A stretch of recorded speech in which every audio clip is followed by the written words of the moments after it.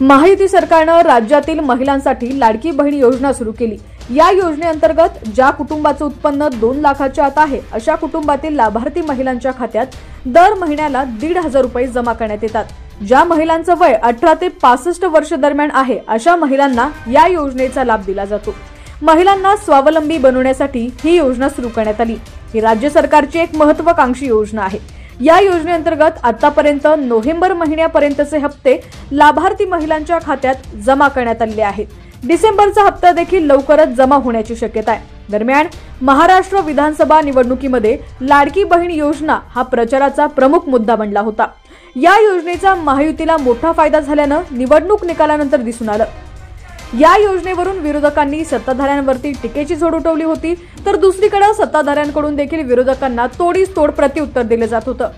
त्यातच जर महायुतीचं सरकार पुन्हा सत्तेत आलं तर लाडक्या बहिणींना 1,500 नव्हे तर 2100 रुपये देऊ अशी घोषणा महायुतीकडून करण्यात आली होती। तर त्याच धर्तीवर आम्ही महिलांना 3,000 रुपये देऊ अशी घोषणा महाविकास आघाडीकडून करण्यात आली होती। मात्र राज्यात पुन्हा एकदा महायुतीचं सरकार आलं।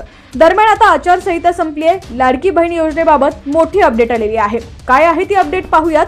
त्याआधी तुम्ही HPN मराठी न्यूज चॅनल पहिल्यांदाच पाहत असाल आणि अजूनही चॅनलला सबस्क्राइब केलं नसेल तर नक्की सबस्क्राइब करा, जेणेकरून आमचे अपडेट्स लवकरात लवकर तुमच्यापर्यंत पोहोचतील। तर नवीन अपडेट आलेली आहे ती म्हणजे लाडकी बहीण या योजनेसाठी अर्ज करण्यासाठी अंतिम मुदत 15 ऑक्टोबर पर्यंत देण्यात आली होती। त्यानंतर 16 ऑक्टोबरला विधानसभा निवडणूक कार्यक्रमाची घोषणा झाली आणि आचारसंहिता लागली। या योजनेतील ज्या महिलांच्या अर्जाची छाननी बाकी होती ती तेव्हा आचारसंहितेच्या कचाट्यात सापडली। मात्र आता आचारसंहिता संपल्यानंतर उर्वरित अर्जाची छाननी प्रक्रिया लवकर सुरू करण्यात येणार आहे। त्यानंतर लाभार्थी महिलांची अंतिम यादी बनवण्यात येणार आहे।